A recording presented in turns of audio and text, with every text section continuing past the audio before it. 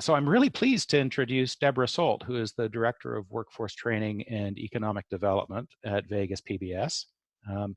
Vegas PBS has been a partner of ours for over a year now, and a client since long before that.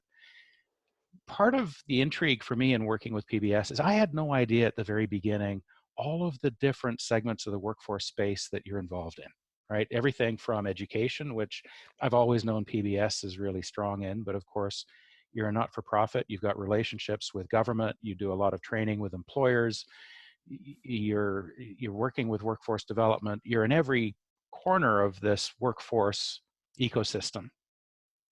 And you've got some amazing perspectives from the amount of time that you've been in this space, and some great resources. So Deb, I'm really glad that you made the time to speak with us for a few minutes today. And I think loosely we've got three segments, three pieces of ground that we want to cover. One is speaking directly to the people who are coming to this site.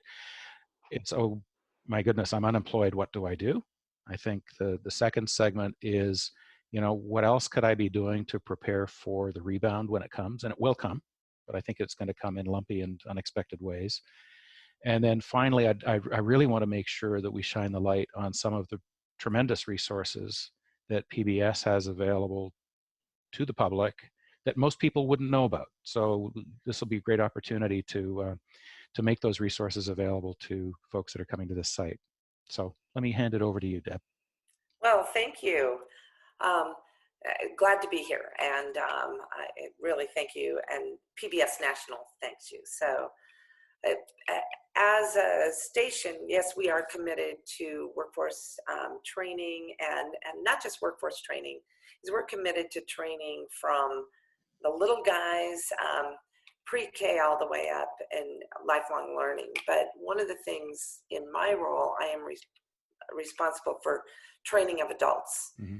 And now is a really uncertain time with a lot of people being unemployed. I think one of the things is a lot of people have never been unemployed. I mean, these are whole careers, and people are finding themselves unemployed for the first time, never thought they'd be there. Mm-hmm. First thing they really have to do is they need to make sure that they're filing for their unemployment. Okay. And, we know that all the unemployment systems in all 50 states are overloaded.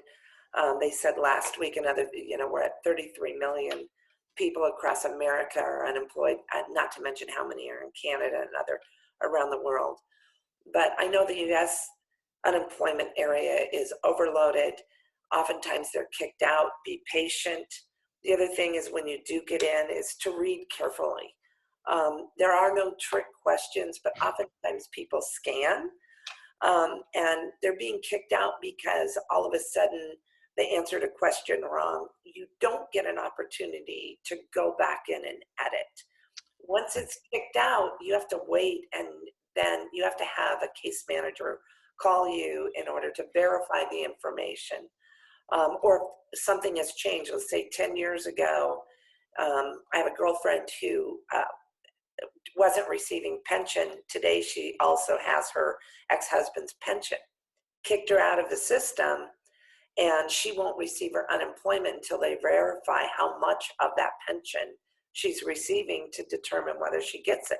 Okay, wow. So things will change. So pay attention to the detail, read the question carefully. So safe to say then, if you answer the questions carefully and your claim is accepted, it's going to get processed really quickly. The choke point is going to be if you have to get a case manager involved, because those are the people that are way overburdened right now. That's going to be a real choke point, and then it will be patient because you might apply this week, but because the systems are overloaded, they may take several weeks in order for you to start seeing a check. Okay. But again, I think all the states are in the same boat, and so people just need to be patient and check back often. Okay. So staying with the theme of the most basic concerns right now being, I need to keep a roof over my head. I need to make sure my family's fed and safe. What other tips do you have? Well, I think they need to start thinking about themselves. So number one is, what am I going to do next? Am I going to get to return to work? Is my employer still in business? Hmm. because we're seeing closures right and left and people going out of business. And if I don't get to return anytime soon, what do I want to be when I grow up? I always say I haven't grown up yet. I'm always looking at, is my job going to be there? Fortunately, it is. But if it's not going to be there, what do I want to do next? I really recommend the assessment because it tells them jobs that they're going to be suited for, whether they need more training, and if they need more training, what resources are available in their community. In the United States, there's the one-stop system, which is our workforce investment money. Do they have the opportunity of registering to get funding if they want retraining? And if they want retraining, what jobs will they retrain for? What jobs are coming back in their community? What jobs currently are open in their community? And do they have those skills? Right. So if they don't have the skills, they can get trained. What a great opportunity to do that now, right? So, Absolutely. so when you talk about the assessment, you're referring to Jobtimize. Yes, absolutely. Okay. And why do you I advocate that for folks who come into your door? pardon? Why do you advocate that for people who come in your door? I like that, and I believe that it's one of the best assessments that look at the whole person. The attitude, the aptitudes, their behaviors, what's going to make them fit in a job, and excuse me, what's going to make them successful. So if I train for a job, will I stay there? Hmm. Because oftentimes, um, and you hear this in the newspaper, there's all these jobs open, so everybody floods those jobs. They stampede, People yeah. they get trained for that job. They get there and they go, oh, I don't like this at all. And we've heard this many times. How many people start in one path in college and totally change, and now they're in college for 8 years, not 4, but 8. Um, because they don't know what that job is. And so being able also to explore those careers, going to the ONET, because the assessment at the end not only gives them these are the jobs that they're most suited to do if they have the right skills too in education, but the ONET tells them how much the job pays. Oftentimes you can also Google PBS has created the American Graduate Initiative. And in that, we've created across the system. You can Google American Graduate Initiative and link to videos, day in a life videos that'll show you a carpenter or a cybersecurity or someone in hospitality, someone as a teacher or someone as a carpenter, just a host of different jobs, a miner.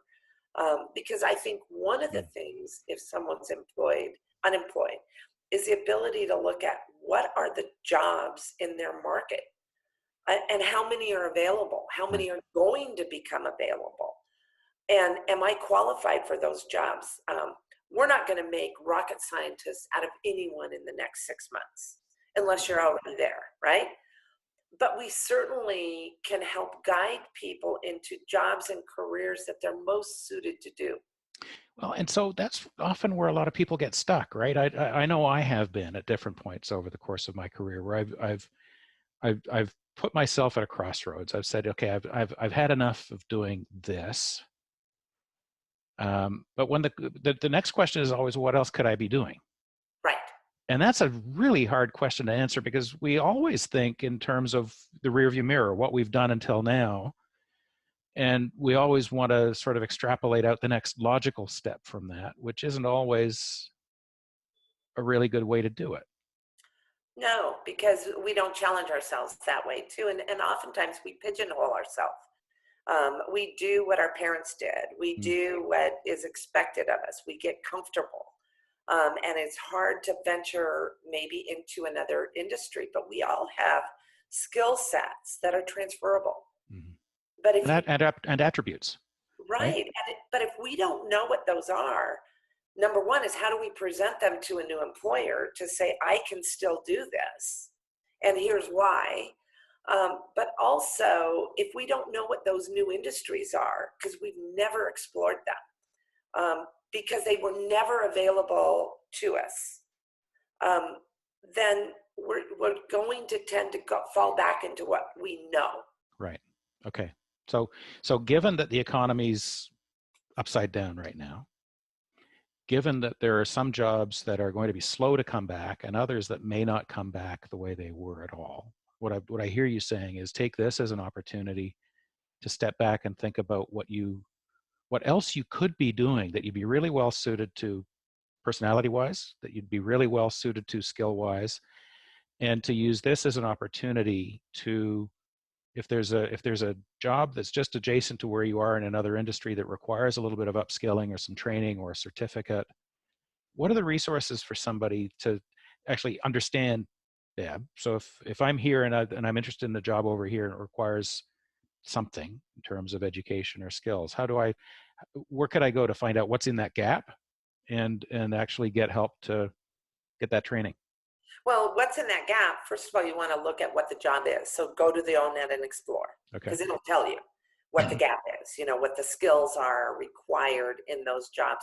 Or again, if you look for a job, because the assessment will link to jobs with the ability to search in your own community, go to the job description and look at, here's the skills. Do I have those? Now, where do I go get training? Mm-hmm.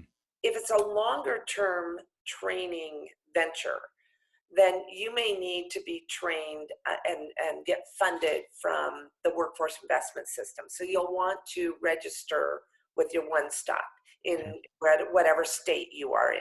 So there's one stops in every state. There's one stops in every state, and some of them are called like Ohio Works. A lot of them have Works at the end of their name, or they're simply called a one stop. But if you Googled one stop dash whatever state, it will pull it up for you. Okay, cool. So typically you can do the Google, you can register, because if you think you're not going back, I'm unemployed through no fault of my own. And some of them might have been unemployed longer term, pre-COVID. You might need to be retrained now. And then the one-stops are working virtually and can assign a case manager. If you have an assessment, have done your homework on, here's the jobs if I were to be trained, and here's where I can go and get training in my community, because every state also has what's called the approved training provider list. You can look at those approved training provider lists to see what, if any of those things that you want to do are offered, and if they're offered online, because right now they're only approving online trainers. Okay. And that is really transparent to the workforce if you go to their what's called their approved training provider list. So if funding is required, you can go there. But if you just want to explore some things, there's free, again, the American Graduate, look at what those videos show you, the skills that are going to be needed. We actually have a short-term training portal that hosts a lot of different courses. Many are fee-based, but they're very affordable. But right now, we're also offering free courses for people to retool. Okay. If they need customer service, if they need grammar, if they need, there's one on individual excellence. Also, if they, how to conduct a successful job search. So if they don't have a resume, how do I build a resume? Because really applying for a job, everybody wants your resume. So what I'm hearing is, first things first, take your time and carefully fill out your application for unemployment. Then do the Jobtimize assessment and start to understand the other jobs for which you might be really well suited that you might never have thought about. Take advantage of ONET and some of the other resources available online to research some of those jobs. And PBS does have access to some of those jobs through to the research through American Graduate. We'll post that link. And then once we've identified a job that we're really interested in and well suited to, take that information to our local one-stop to say, can you help me get here? Yep, absolutely. And Congress has just approved billions of dollars in training money for the one-stops, haven't they? Correct. So now's the time. for somebody Now, who's well prepared to go and show up. mhm. And again, they want you to do your research. Yeah. The other thing is if you don't have a high school diploma, now is the time to get it because that's your entry. You won't get any other higher level training if you don't at least have the basic high school equivalency. There used to be Um, some flexibility there. there used to be a lot of flexibility because there weren't enough um, candidates for the jobs that needed to be filled. Okay. Now, there's not enough jobs for the candidates that are looking for jobs, or the jobs that are there Right. may not be what you want to do. So people who don't have high school, people who aren't fluent in English are just not going to be competitive against the other 33 million looking for work. Correct. Yeah. Correct. And we want everybody to have a leg up and the advantage, but it's an investment in yourself. If you don't take the time to get to know what you want to do, who you are, what are you going to bring to your next employer if you're not going back? If you can't tell your elevator speech, no one's going to tell it for you. Right. Okay. So this is really interesting. I mean, I think for most people who are unemployed, the gnawing drive is to go out and find a job. And there's Right. no reason why somebody can't still be engaged in doing that. But they should also be investing some time in figuring out what the right next job is for them and what they might do to reinvent themselves. And even if you're going back, let's just say you're a manager and or first line supervisor, and that industry will come back. What are your skills? Do you have the right supervision skills? Now's the time to hone your skills because you have time. Where before, you were working, you didn't take time for enrichment. You didn't take time to explore and investigate the industry. What's going to change? Because I think the workplace is going to change. Jobs will change. New skills will be required. And even if you're the professional level, how will you lead that drive within your organization? So it's not just for somebody in the lower level jobs. It's for mid-level managers and CEOs as well. Well, again, I'm competing against 33 million people, right? Yes, I somehow need to make myself better going back to work than I was when I left. absolutely. And and the other thing is, staying at home. Hopefully people aren't getting comfortable and sitting around in pajamas. That they're getting up, they're prepared, they're attacking their day, and they're doing something to better themselves and their families. And I think that this is a time that we should be investing in ourselves and making sure that we're ready for our next step in life, whatever that may be. It's time for reinvention. Yes, it is. Okay. Deb, anything else you'd like to add? No, Any final thoughts? I think, again, this is a tough time for everybody, but I think that we have resources in all of our states that are ready to help people. I don't think we need to be alarmist. What we need to be is looking towards our future and be very positive about it. Cool. Well, there is going to be a very bright future. We just need to get to the other side of this and take advantage of the time we've got. So Absolutely. I appreciate you mentioning the resources you did. With your permission, I'd like to post some links along with this interview so people know where to find them. Okay. And thanks so much for your time. Enjoyed the conversation as always. Thanks.